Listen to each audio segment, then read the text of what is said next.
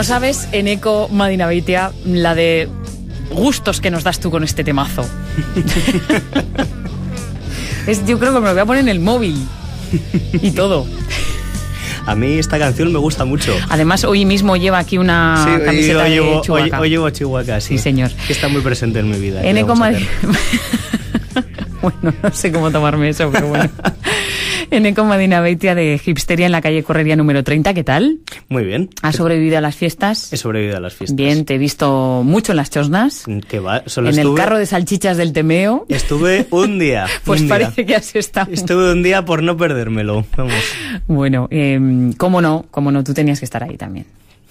Era un lugar... Está claro. Bueno, hoy vamos a hablar de los videojuegos. Y bueno, la documentación que me ha dejado aquí Eneko es como una especie de historia de los videojuegos desde el inicio, nada más y nada menos que en el año 1947. Ahora lo vamos a explicar porque uno piensa en videojuego y piensa en ese año y dice, ¿cómo?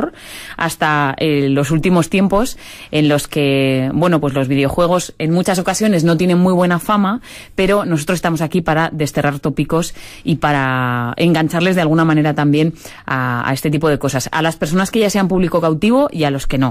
Los videojuegos, ese amplio mundo, Eneko. Sí, bueno, yo quería hablaros sobre todo de, ya que estamos hablando de temas retro, nostálgicos y sobre todo frikis, yo el otro día, mira, estuve con un amigo en fiestas hablando precisamente del tema. Hola, Pablo.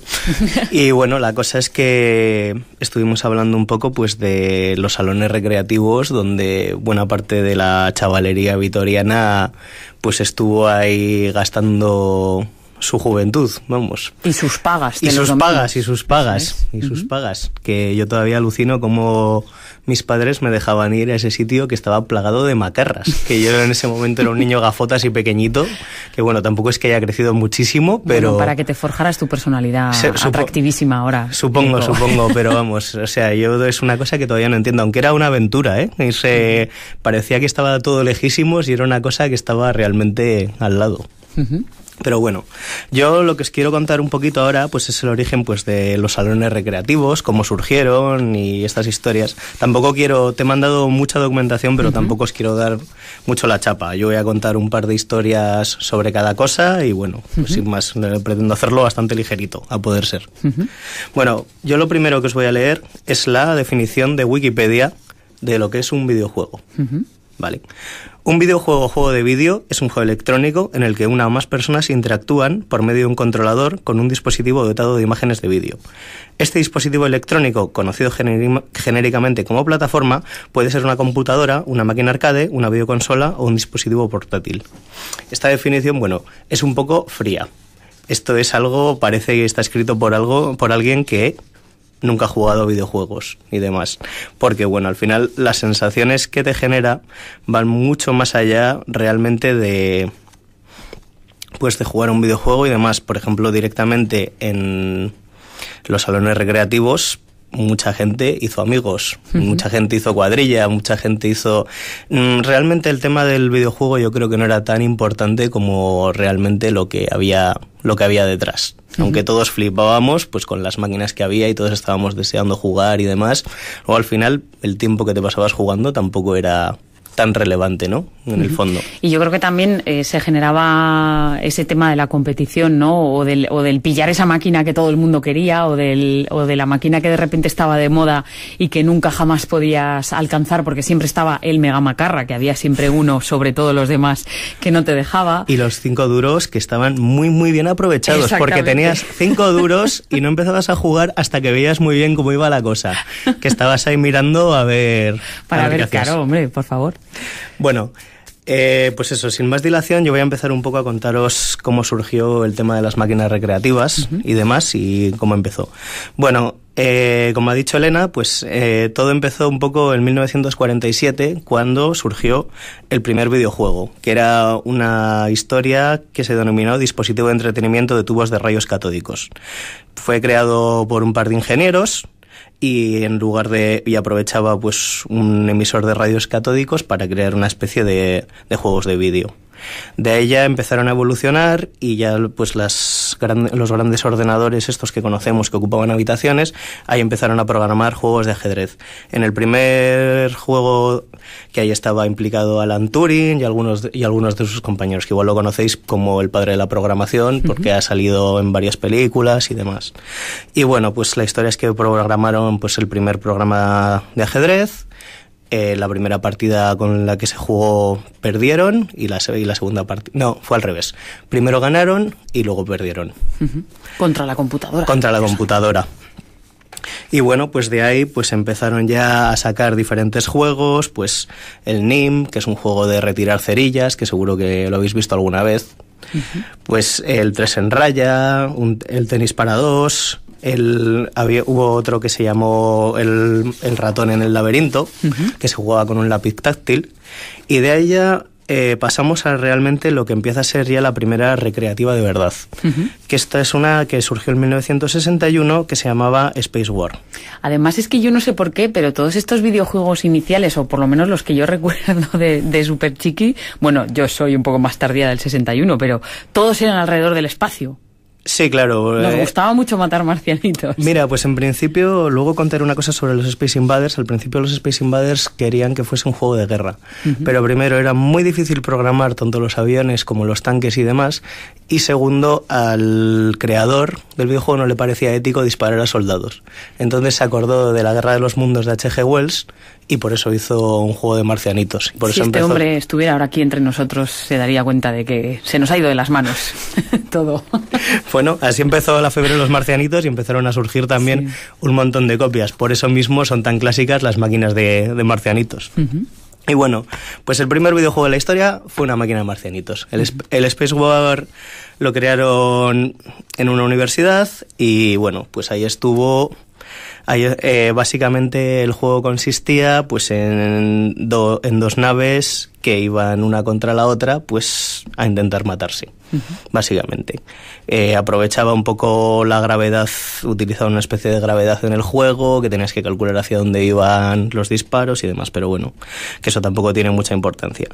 Y de ahí pues con el Space War, esto años después fue adaptado a ya lo que es un mueble, una máquina ya que aceptaba monedas, que se llamaba Galaxy Game. Esto también se quedó simplemente en el ámbito universitario y luego pasaron ya, realmente cuando fue comercial, se llamó Computer Space, que al final era otra versión del mismo videojuego. Que esto ya aceptaba monedas y demás. Y bueno, pues de ahí ya pasamos pues al archiconocido Pong, que seguro que habéis jugado... Sí, todos. Porque además hay algunos en ECO que no envejecen, o sea, que siguen entre nosotros. ¿En qué sentido quieres decir? Pues quiero decir que el Pong es del año 1972 y se hemos jugado nosotros. Claro, ¿no? Bueno, pero yo creo que ya es viejo. O sea... bueno, pero ahora es vintage. Ahora es vintage. No es viejo, es vintage. Efectivamente, ahora como los consumidores somos nosotros, ahora es vintage. Eso. Está bien pensado. Bueno, el Pong lo que tuvo de innovador con respecto al resto de los juegos es que era sencillo. No, el Space War era un juego que costaba empezar a disfrutarlo y demás. El Pong, pues bueno, ya sabemos lo que es. Un par de palitos con una pelota. Y entonces, pues claro, todo el mundo empezó a jugar y demás. Tanto es así que... ¿cuándo fue? No tengo muy claro el año. Sí, en 1973 Atari instaló el primer arcade de Pong en una gasolinera.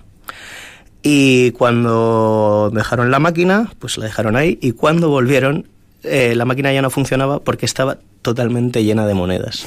La gente le había gustado tanto el concepto que habían petado la máquina.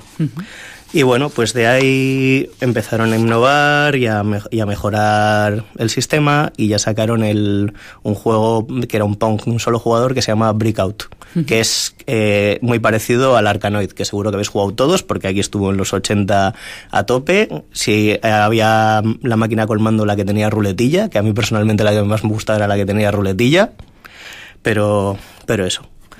Y bueno, pues...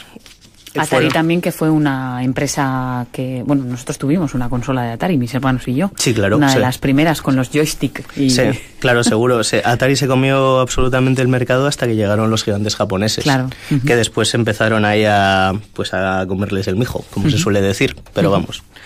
Y bueno, pues eso, luego pasamos ya pues a la edad de oro de las máquinas de arcade, que fueron entre 1979 y 1984. Nosotros aquí obviamente pues lo vivimos más tarde, porque aquí todo llega siempre mucho más tarde, y de hecho generalmente los salones recreativos que tuvimos en Vitoria eran ya máquinas más modernas, y se veían pocas pues de estas tan pixeladas del principio de los 80.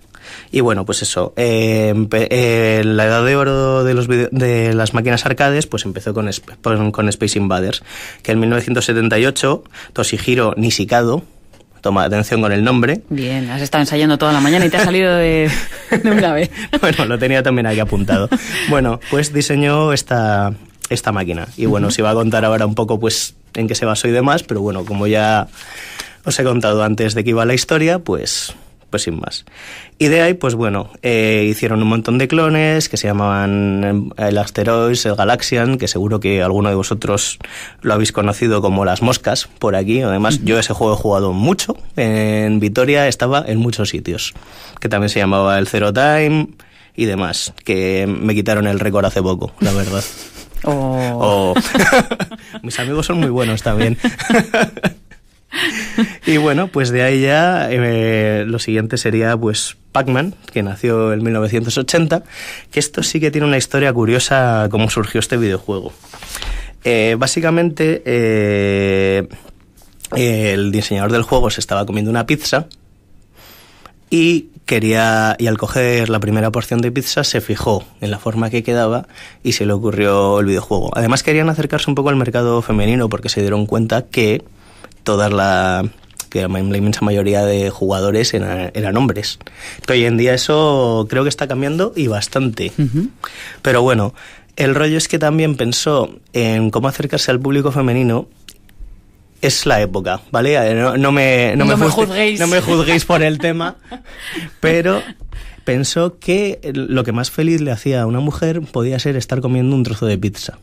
Y por eso mismo Este chico tenía pocas novias, sí, ¿no? Sí, y además era japonés. O sea, que ya tienen lo suyo. Vale. Y pues entonces cogió eso y aprovechó unos diseños que había hecho que tenían mucho rollito a lo Hello Kitty, pues para hacer pues lo que conocemos todos como el Pac-Man y demás.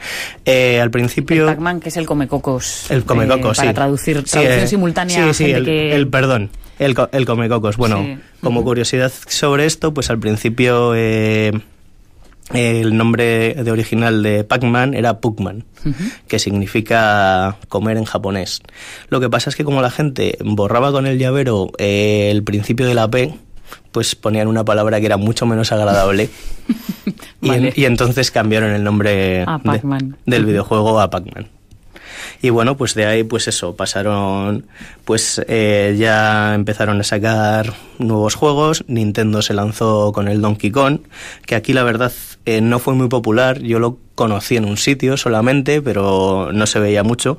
Pero este es un juego que en Estados Unidos pues arrasó, pero arrasó totalmente. No os había contado, se me había olvidado deciros que para que os veáis cómo puede afectar a la vida real pues el tema de los videojuegos y demás, en Japón tuvieron que, con el tema de las máquinas de arcade, tuvieron que poner en circulación 4 veces más monedas de 100 yenes de las que había anteriormente, porque había una verdadera carestía de monedas. Porque antes, claro, la gente no las usaba para prácticamente nada y de repente pues eran algo pues que utilizaban todos los días. Porque bueno, aquí ha desaparecido el tema de los salones recreativos, es algo que ya no existe, pero en sitios como en Japón y demás sigue teniendo una presencia increíble, y además cada vez con muebles más complicados y con cosas más innovadoras. Hay incluso una máquina ahora mismo que yo flipé, que es un periférico en forma de mesa de restaurante, que el objetivo del juego es montar una bronca en un restaurante o en una boda o en lo que sea mientras golpeas la mesa y luego la tiras ahí. ¡Qué bueno! Sí, es increíble. Esta gente necesita No sé, todas esas frustraciones necesitas sacarlas de alguna manera.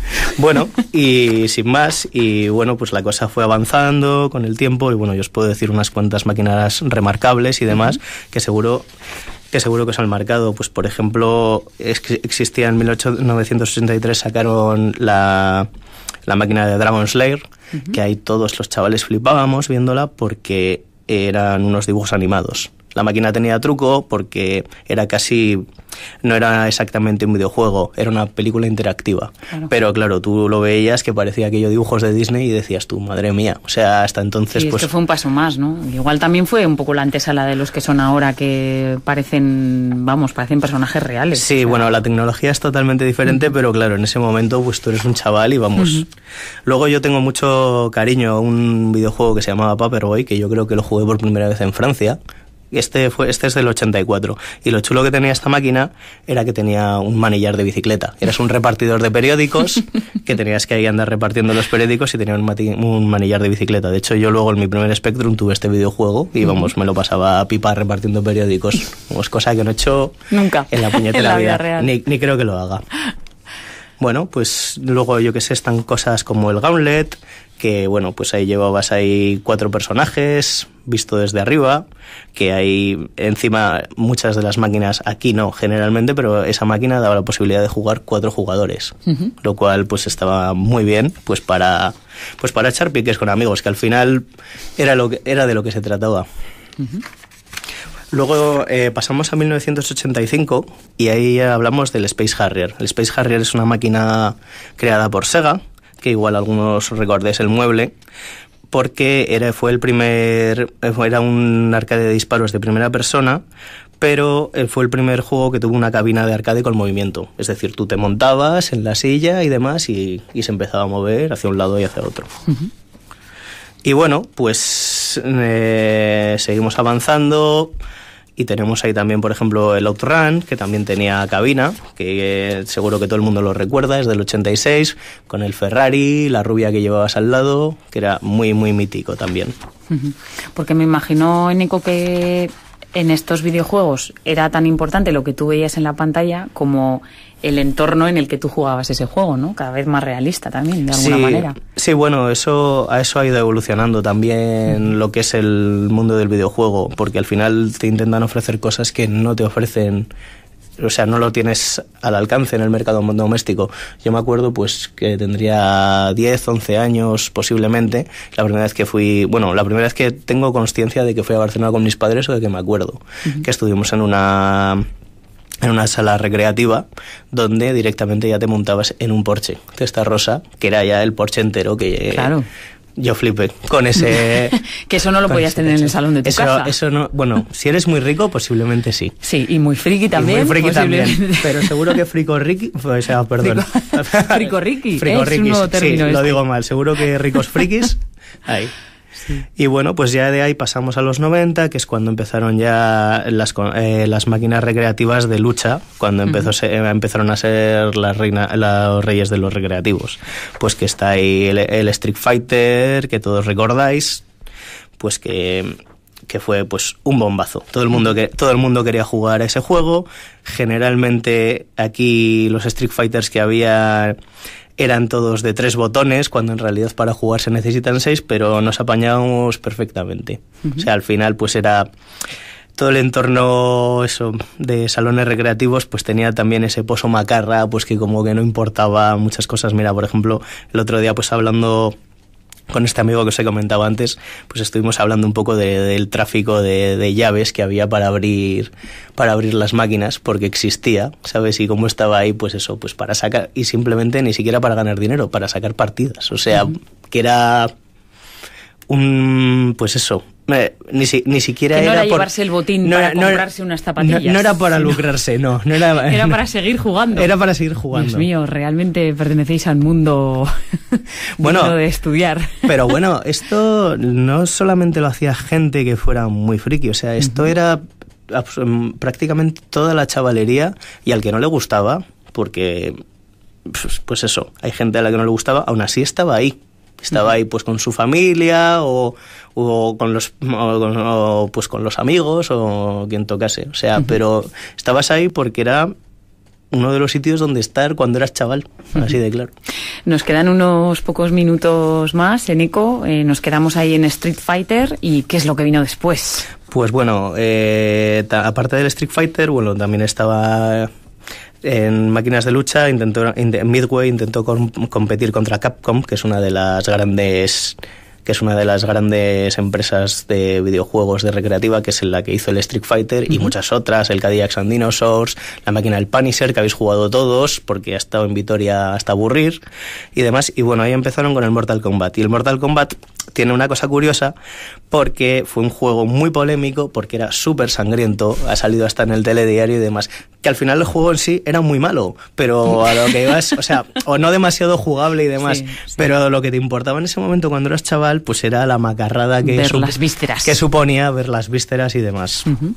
Y bueno, pues eso, y de ahí pues ya hemos pasado actualmente pues ya a una época en la que ya se usan polígonos 3D, pues exactamente igual que en las consolas domésticas, pues para hacer videojuegos. Empezó con un videojuego que se llamaba Virtua Fighter, que bueno, pues que ya empezaba a aprovechar un poco pues los movimientos 3D y estas historias. Yo estos ya he jugado muy poquito realmente. Ya eso te iba a decir, Eneco, ¿a ti te gusta volver a estos sitios de recreativos? A mí siempre me recuerdan a los sitios de playa. Esto es muy así, pero ¿es verdad? Sí, ¿es verdad? Yo en una playa de las Landas, ahí me acuerdo perfectamente que jugar por primera vez a un... de Levante al Pac-Man, vamos, ahí tirábamos horas. A un montón de juegos. Pues bueno, de vez en cuando. Lo que pasa es que también ahora la cosa ha cambiado. Primero, son muchísimo más caras. Para empezar. También. Antes, pues antes 5 duros eran... Antes 5 duros eran... A mí me daban 100 pesetas los fines de semana, mi abuela. O sea, con eso eran 4 partidazas que vamos... Que te quedabas como un señor. Pero bueno, al final, pues bueno, esto como todo tiene su época. Hombre, a mí me encantaría tener una máquina de arcade en casa, te lo voy a confesar. Bueno, puede ser friki rico. Si algún día puedo, tampoco cuesta tan caro. O sea, un mueble de esos, creo, no estoy seguro si son 3.000 euros lo que cuesta un mueble de esos y luego montarlo. Bueno, pues yo les invito a que visiten Hipsteria en la calle Correría 34 y que entre todos pues hagamos así un crowdfunding para que Eneco se pueda comprar su máquina arcade. No sé si para tenerla en su casa, pero sí podrías tenerla en la tienda, y seguro que era un atractivo más a todo lo que nos podemos encontrar entre todos esos gadgets, camisetas y de todo lo demás que hay en este rincón del casco viejo. Eneco, como siempre, ha sido un placer. Un placer también. Muchas gracias. Bueno, y nos vemos el martes que viene. Agur, hasta luego.